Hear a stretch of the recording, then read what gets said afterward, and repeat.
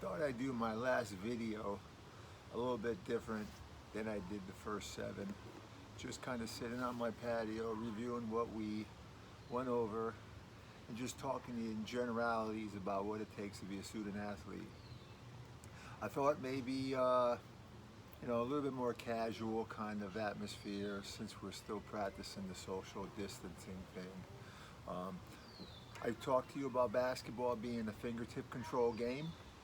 Talk to you about dribbling, fingertip, passing, fingertip, shooting, fingertip. Talk to you about the importance of not looking at the ball when you're playing. Obviously, at times you are looking at the ball. You got to look at the ball when it's being passed to you. You're glancing at the ball occasionally while you're dribbling. But I just really talked to you about the importance of trying to master the game at your level and practicing every day, instilling on you the importance of hard work, and when things aren't going your way, reaching deep down inside yourself, persevering and pushing forward. It's a team game. You need to be able to play as a group. There will be times that a person, maybe you or maybe someone else, will turn around and have to take control in a certain situation, whether it be playing defense or rebounding or last shot kind of situation, anything like that really. But you have to work as a cohesive unit, and since it's a team sport with multiple players out there, 5 players out there, the 5 people have to gel. Okay, you have to rely on each other and you have to lean on each other. Okay, school is no different. I know I try to instill on you to practice a little bit each day at things that you're good at in basketball, and then practice a little bit harder on things that you need practice at, that you're not as good at. Well, school is the same way. And being a former coach who have coached on a travel team, recreation team level, and middle school and high school level, it is so important that you become a student athlete. Okay, that's a phrase that's very popular amongst coaches. It's very popular amongst a lot of people. Student athlete. Academics comes first. Athletics comes second. Could be a close second, but academics has to come first. Okay, just like you would respect your coaches and respect your teammates, you need to respect, first of all, your family, mom, dad, brothers, sisters, people, and also, just as important, your teachers, your fellow students. Become the complete person, the complete student athlete, and you must do well to be able to participate in athletics when you get to school. Middle school, high school, makes no difference what level. If you're not doing well enough, now well enough, in my opinion, isn't the level you should be shooting for. You should be shooting for higher than that, okay?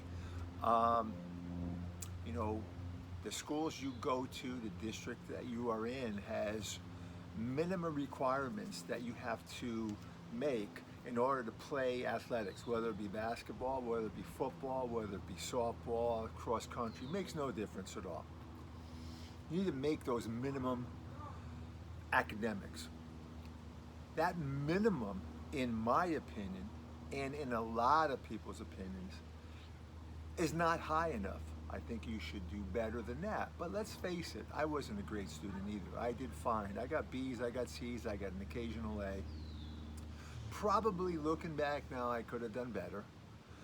But you should strive to be as good as you can be in whatever it is that you do. So just like trying to be as best as you can be at triple threat, you should put the same effort in and strive for the same heights in math, science, whatever it is that you're studying. Just like me being a right-handed, I dribbled the ball really well right-handed. I needed to work harder on my left hand. Looking back, I was pretty good at math, not so good at reading. So just like I was saying, work harder with my left hand, I would have to work harder with my reading. So it kind of all goes hand in hand, and it makes you the complete package. The kind of player that student athlete that coaches really like having on their team and stand out for the good reasons in school. On the respect side, respect your elders. That should go without saying, but I want to talk about it anyways.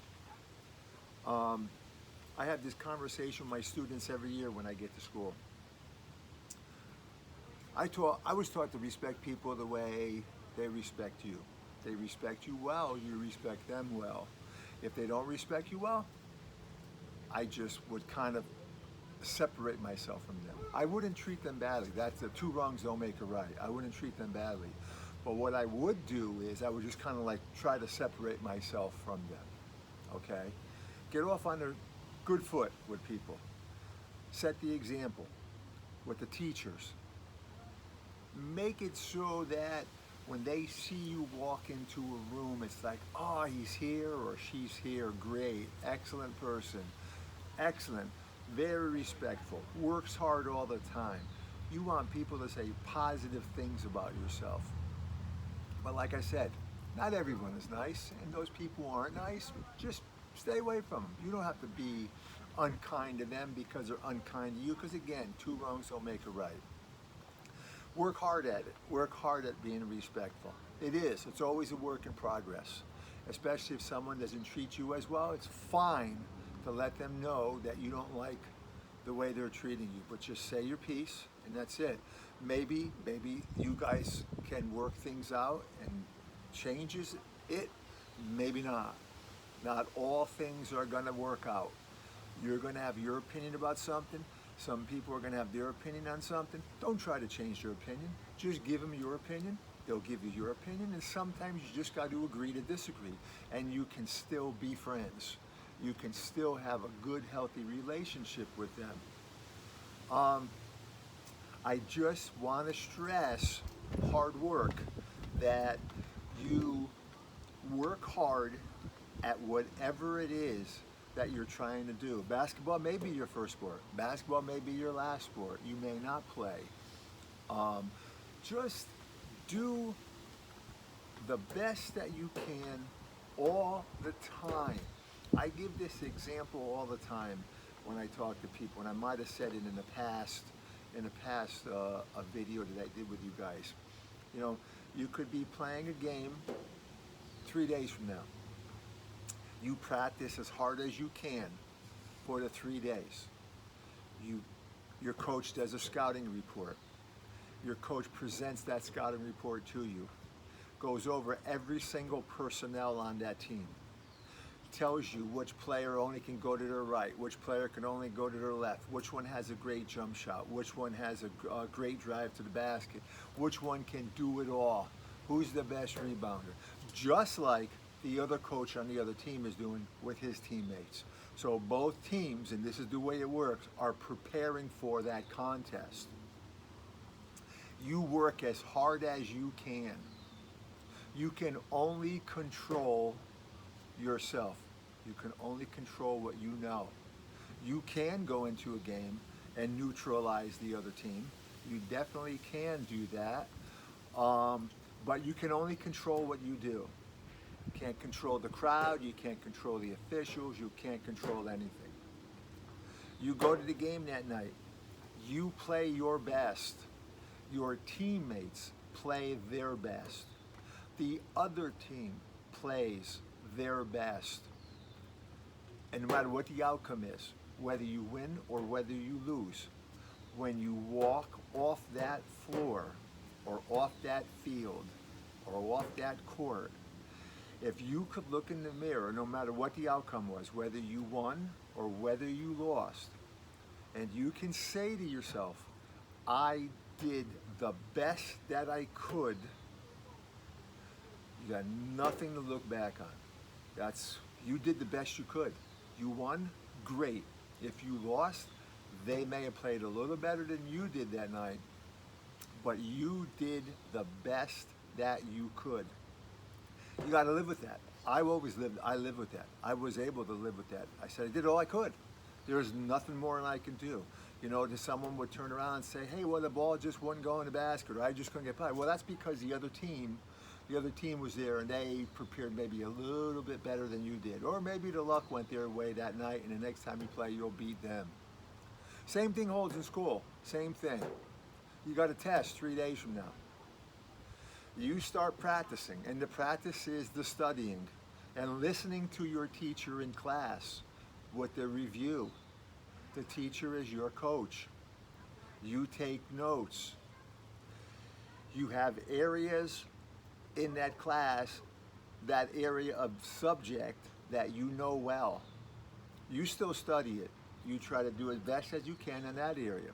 Then you have areas where maybe you don't know as well, I guess is the best way to put it, where you need more studying, more practice time. That's what you do for those 3 days. You don't wait till the day before the test or the night before the test to study. You didn't do that for your game. You studied and you practiced for 3 days before that. You don't wait till the last minute, because you're cheating yourself. Now, this is on you. It's not a team. There's no one on the opposite side of that test trying to make you fail, so it's a little easier. It's just you got to study. You got to listen to your teacher, your coach, go over everything. Go over your strengths, go over your weaknesses. And then you work at it, you work at it, you work at it. Come test day, you walk into that test. You do the very best on that test that you can do. No matter what the outcome, when you walk out of that test, you want to turn around and look in the mirror again and stare at that person staring back at you. You can't fool that person. You can't fool yourself. If you prepared, you're going to look back and say, I was prepared. If you skipped around and kind of not did what you were supposed to, you can't convince that person looking back at you that you did what you were supposed to. So when that test is over, no matter what that test was, the outcome was, whether you got an A, a B, a C, a D, or you failed, the thing you want to be able to do is say that I did the best that I could in preparation leading up to that exam, to that test. There's no turning back after that. Just like after the game, there's no turning back. You want to be as prepared as you can. So in closing, all I want to tell you is practice hoops. Be as good as you can. If softball is it for you, baseball, football, tennis, whatever it is, practice. Leave it all. Leave it all there. Do the best that you can. Same way, and more importantly, in academics. Become the best student athlete that you can become. Time flies. School goes by fast. You may go on to the next level to play basketball or whatever sport it is in college. You may go to college to pursue and expand your academics. You may not. You may go to a technical school and just as important, become an electrician, a hairdresser, or whatever. Be the best that you can at what it is that you want to do. Do your best. When you get down, dig in and push forward. No one's going to do anything for you. It's up to you. That's life. That's the way it is. Your parents might help you along here and there, but nobody can push forward but you. Leave it all on the field, leave it all on the court, leave it all in the classroom. I wish you all the best. In the end, what I want to say is, if I could ever be of any help to any of you, just reach out to the recreation department, ask them to contact me, or they can have you, give you the info to contact me. I'd rather not give it out on social media because of the fact that, who knows, I might have people contact me that I don't want to, but I will listen to you, help you out any way that you can. Hopefully next summer will be more of a normal summer with clinics. Hopefully maybe I'll see some of you at our basketball clinic, our Slamma Jamma basketball clinic. We've been around for about 36 years now. www.slamma-jamma.com. I can try to help you any way I can. I wish you the best. Stay healthy and see you soon.